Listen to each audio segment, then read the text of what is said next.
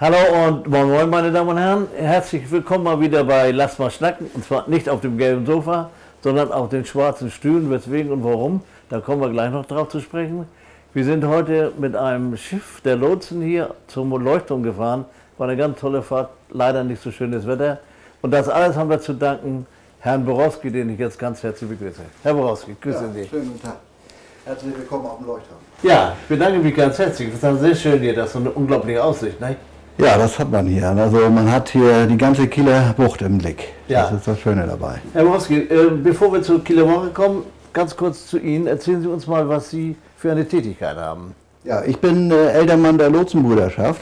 Das heißt, ich bin gewählter Vertreter für die 175 Lotsen, die wir momentan hier in Kiel haben und die den Kieler Kanal bzw. den Nord-Ostsee-Kanal bedienen und die Kieler Förde und auch die Häfen Kiel, Lübeck, Flensburg.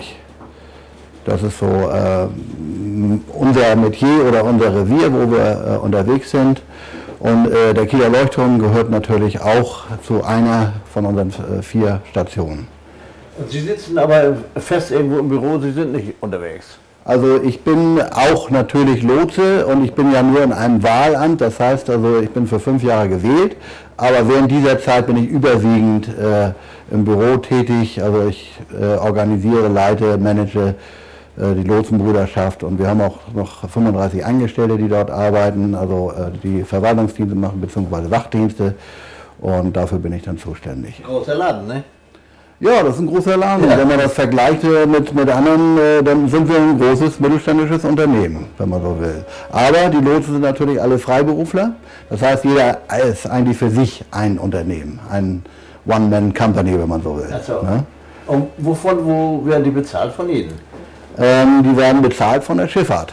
Das heißt, die Schifffahrt hat Abgaben zu leisten, die sogenannte Lotsabgabe für den Lotsbetrieb, das heißt für die Boote und für die Stationen und alles. Und als zweites dann für die Lotsen, das ist dann das Lotsgeld, das wir bekommen dafür, dass wir die Schiffe dann sicher in die Kieler Förde oder über den Nord-Ostsee-Kanal geleiten. Dafür bekommen wir ein bestimmtes festgelegtes Geld, das im Tarif festgelegt ist und dafür werden wir bezahlt. Aber eben Freiberufler heißt, viele Schiffe haben wir viel Geld, aber wenig Freizeit und umgekehrt ist es natürlich genauso. Das ist eine tolle Aufgabe für Sie auch, ne? Oder? Ja, absolut. Also ich sage immer, wir haben den schönsten Beruf der Welt, weil wir unabhängig sind, wir sind unser eigener Boss und selbst der Kapitän an Bord ist mit uns auf Augeshöhe und wir beraten den Kapitän. Und wir haben aber sozusagen keinen Chef. Ne? Auch ich als Ältermann der Brüderschaft bin nicht der Chef von allen, sondern eben nur der gewählte Vertreter nach außen hin. Ne? Okay. Ja. Jetzt kommen wir zur Kieler Woche. Ja. Das ist ja auch eigentlich der Anlass. Wir senden ja zur Kieler Woche auch live immer aus Schicksee und dann passt es einfach mal so, dass wir mal so Außenbezirke mit einbeziehen, die nicht direkt was mit der Kieler Woche zu tun haben. Die Frage, also haben Sie mehr Einsätze zur Kieler Woche? Macht Sie das bemerkbar? Ja, also wir haben deutlich mehr, weil auch in dieser Zeit dann die Kreuzfahrtschiffe sehr stark vertreten sind, aber auch die Marineschifffahrt hier kommt. Zum Beispiel am Anfang der Kieler Woche kommen die Marineschiffe als Konvoi hier an und da haben wir manchmal 15 Lotsen, die gleichzeitig dann die Schiffe hier besetzen und dann in Konvoi zum Tirpitzhafen fahren. Also wir haben grundsätzlich mehr zu tun. Auch die Schleusenzeiten sind dann etwas länger, weil die Sportbootschifffahrt momentan sich auch durch eine Schleuse nur mit der Handelsschifffahrt schleppen muss und es ist natürlich sehr viel Sportschifffahrt unterwegs. Aber wir haben gut zu tun während der Kieler Woche. Ist das eine Beeinträchtigung? Nein, also wir sehen das eigentlich eher als Bereicherung an, die Kieler Woche. Eine Beeinträchtigung ist es natürlich ab und zu mal verkehrstechnisch, dass dann mal eben sehr viele Boote, Segelboote oder Motorboote dann unsere Fahrwasser kreuzen und dann nicht immer so auf die Regeln achten. Das kommt schon mal vor, dass sie dann eben ein bisschen ungeplant da durch die Gegend fahren und wir dann mit den großen Kreuzfahrtschiffen dann Probleme bekommen. Aber bisher ist immer alles gut gegangen und auch bei der Windjammerparade, die wir ja auch leiten quasi, auch da bei diesem ganzen Gewusel von den Schiffen ist es eigentlich immer recht gut gegangen. Also, jetzt nochmal zu Ihnen. Gibt es eigentlich eine Lotsenpflicht? Also muss jedes Schiff einen Lotsen übernehmen von hier aus? Es gibt keine Lotsenpflicht für alle, es gibt aber abhängig von der Größe und natürlich auch von der Ladung, wenn gefährliche Ladung transportiert wird, gibt es eine Lotsenpflicht, die sich nach Tiefgang, Länge, Breite nach den Grundwerten richtet und die für ein Gros der Schiffe, ich sag mal 50% der Handelsschiffe in etwa, müssen vom Kieler Leuchtturm besetzen. Die anderen, die dann zum Kanal gehen, müssen fast alle besetzt werden. So, okay. Das sind dann aber die Kanalsteurer, ne? Da sind Lotsen und Kanalsteurer an Bord, beides an Bord. Aber die Lotsenannahmepflicht ist auf dem Kanal deutlich höher oder eingeschränkter als eben auf der Kieler Förde.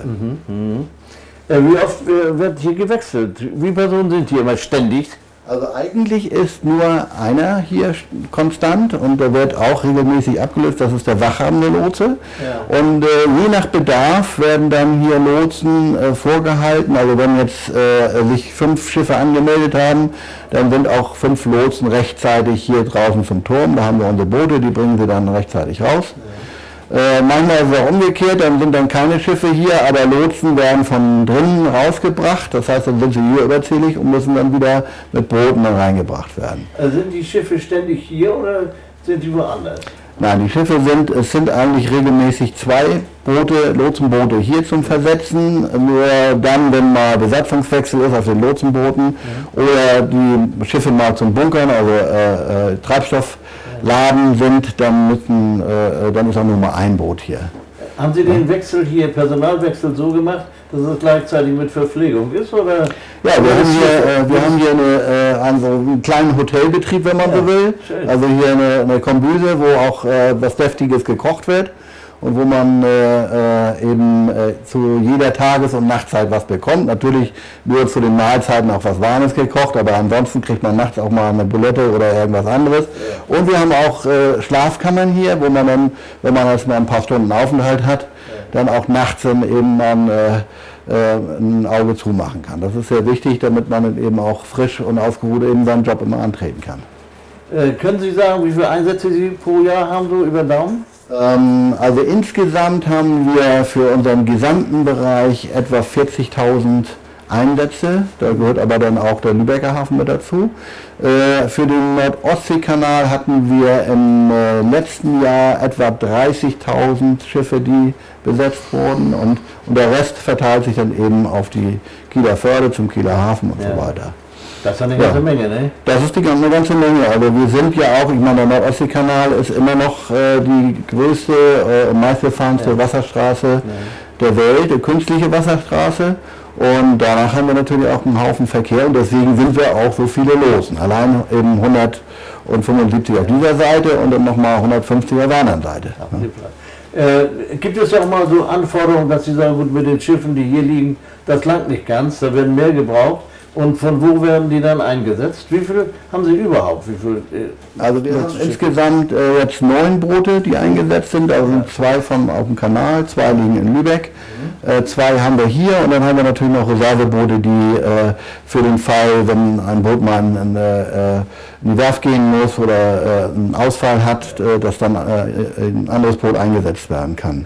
Und das reicht auch völlig aus, um unseren Versetzdienst hier zu machen. Dafür sind dann eben auch, ist der sogenannte Lotsbetriebsverein, da gibt es dann auch 75 Mitarbeiter, die nur dafür zuständig sind.